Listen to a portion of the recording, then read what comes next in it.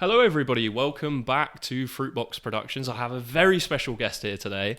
Hi, my name is Maya and I'm really excited to be here with you. Yeah, and just before we start, massive shout out to the Actors Pub in Brighton. Look at this, the art behind us that we've got is absolutely incredible.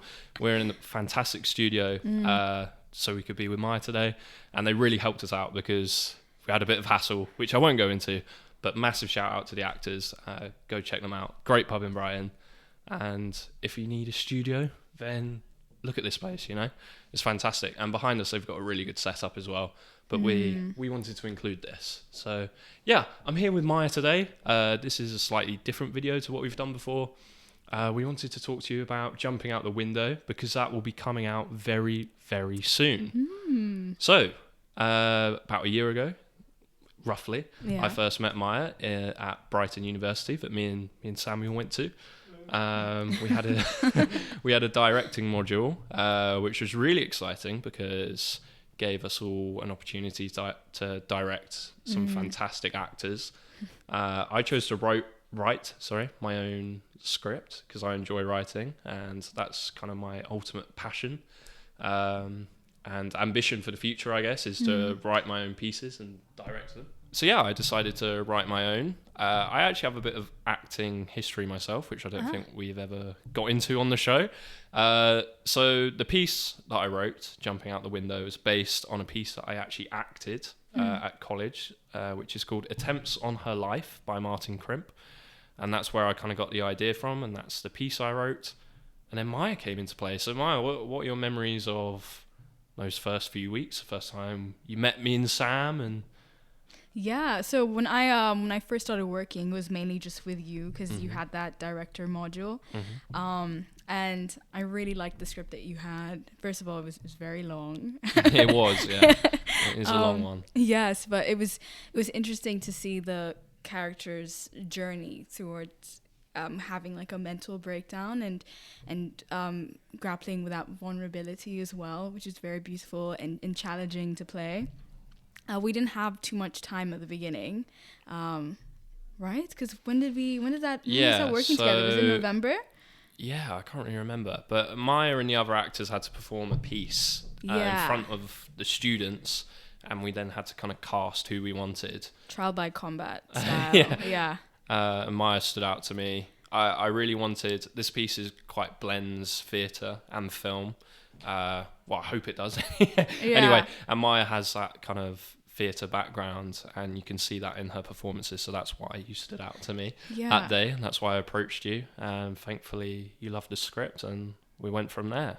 Yeah, I remember it was really daunting as well, because the way it was advertised, I thought we were going to get into like a really small audition room, right. And then we entered this like massive studio space, very dark lit. I don't know how many students there were. There was a lot of students, and then Johnny's just like, you come up, do your thing. Yeah, I did feel quite bad for you guys that day because as students we just kind of sat down, and then Johnny brought all these actors in, including yourself, and was like, right, one by one you're gonna audition a piece.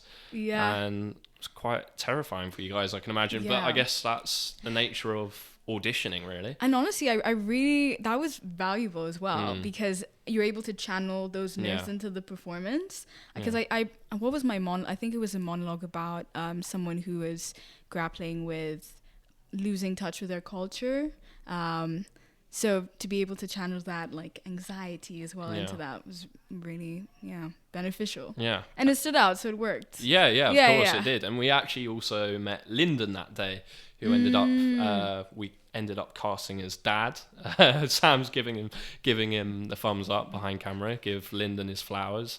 Put a little heart somewhere there. Somewhere in the just this will become a shrine.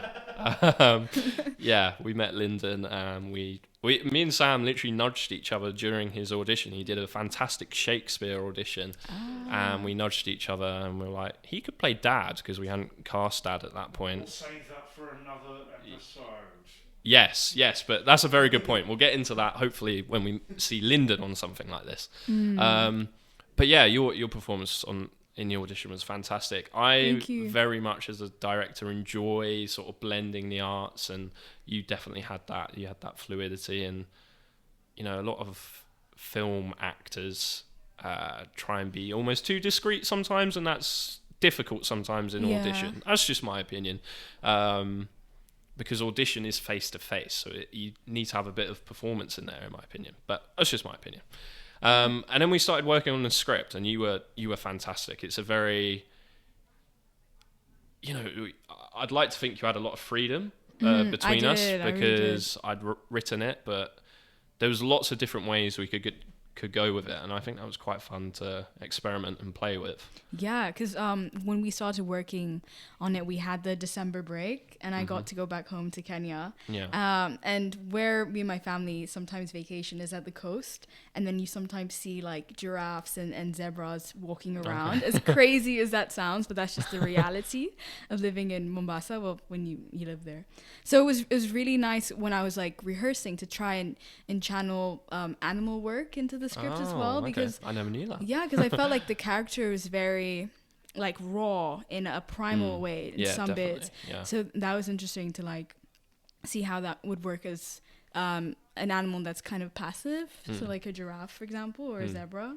So I did have quite a lot of flexibility when it came to developing the character. Yeah. I remember in particular there was one part that I think we were both struggling with, and that was such a nice experience as a director, because, you know, in my opinion, a director doesn't always have to have the answers. Sometimes it's about working that out with the actor, because the actor is ultimately bringing your character to life, especially if you've been the one to write it. So it was really great to just try different things, and you were just brilliant. You just threw yourself into different sort of random kind of techniques that I might ask you to try, and we got there in the end, and I'm really proud with what we did. It was, your approach to it was fantastic, because I remember you saying to you, this is not going to have any props, it's not going to have any set, you're the only character. I begged for a little piece of paper. There was nothing, absolutely. So when you guys get to watch it, there's absolutely nothing for Maya to work with. But that was kind of almost the whole concept, the whole idea is that the audience is forced into completely relying into your character, and her sort of world as she sees it, almost, which was really cool, really interesting. It's unlike anything I've ever written or ever really done before. So it was pretty cool. And then after seeing like the edited version, it was interesting to see how you guys played with this space as well. Because you talking about there being nothing to work with, it just felt like the character was very isolated as well, with everything being dark around her. I don't know if that was intentional. No, originally we were going to have the background as white, but you ended up wearing a beautiful, by the way, red dress for the performance, and the black and the red just was beautiful. We originally intended having a white background, but we went for black, and I think the black and the red dress in particular really worked out really well. Yeah, and the music just sealed everything together as well. I really appreciate when all of those creative elements come together and just make magic on screen. Shout out Isabel, actually. We've never talked about Isabel. Isabel did the score for Jumping Out the Window and Work Your Socks Off. Fantastic composer, and like you said, really brought it to life. It's Jumping Out the Window is really eerie, it's really weird, it's dark, it's creepy. It's hard to kind of know what to make of it. Hopefully, that's the idea. So we hope you guys enjoy it, and it'll be out very, very soon. Will be a date somewhere as to when it's coming out. Thank you. Thank you for having me. Thank you for having me on the project. So Maya, tell us about what you're up to, because you've got lots, apart from being involved with us, you've got lots of other amazing bits going on. So I'm as you said, I predominantly do theatre work, and I'm next going to be at the Theatre Royal performing in Les Mis in August. So that'll be really exciting, and I was telling Sam that is the biggest theatre that I'm going to perform onto the stage. Gorgeous theatre, it really is, and I feel like I've never been on the stage, but just being able to be swallowed up in such a ginormous environment, I'm so excited and so thrilled.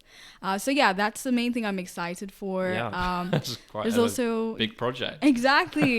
Les Mis, it's a lot to take on as well. But Cameron McIntosh's company has trusted a few theaters around the UK to help support them in this project. I'm also really excited for the costumes because we're working with really good costume designers and hair designers. So key in Les Mis as well. Yeah. You can't really have pretty, shoddy costume and makeup. It's got to be up to scratch. Because he did tell the different companies that you could have your own twist on it as well. Okay. But I don't know about you. Would you want to watch Les Mis if it was like a modern take? Well, it's interesting how theatre has gone in that direction. A lot of Shakespeare have done that with different eras and genres. But I feel like Shakespeare, it's been done for such a long amount of time that it's fine to do that. Yeah. Les Mis is still very new and fresh. I don't know. I wouldn't want to see like Eponine in like sweats. You know what I mean?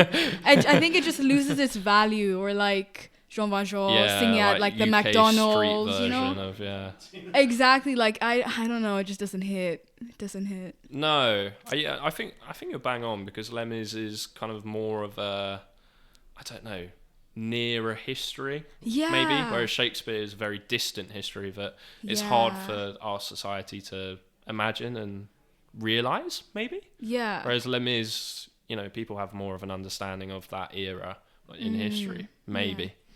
Les Mis is great though. That would be amazing. Yeah, I'm really excited. Yeah, that's come fantastic. Down to Brighton and book your tickets now to see Maya in Les Mis at the Theatre Royal. That's absolutely fantastic. You're doing very well for yourself. Thank you. And you're involved with the Brighton University.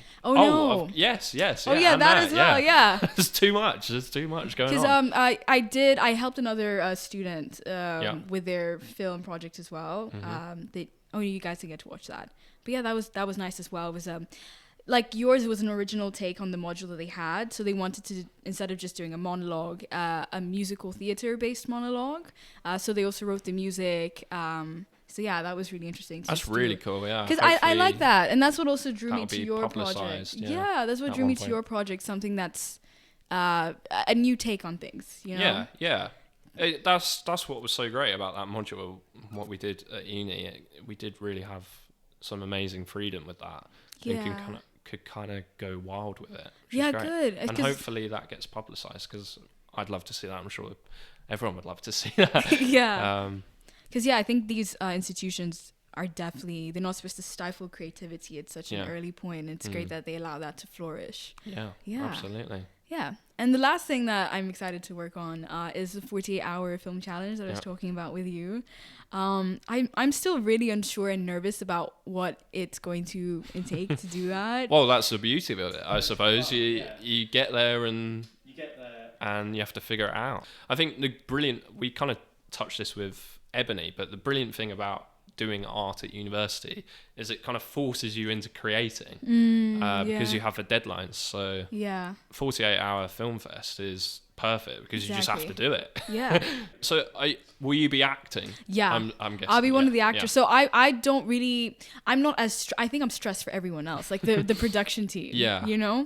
But the people I'm working with. Because they'll be manically kind of writing a script. Exactly. The cinematographer shot list, like, where are we going to shoot? Yeah. I can imagine it's but really stressful, but great fun. Yeah. I'm really interested to get into that world of the producing side as well. So I'm helping my friend who's a producer try and find people who'd be interested. That's why I reached out to you as well to see if you'd be interested in joining and finding actors and people who'd be part of the team.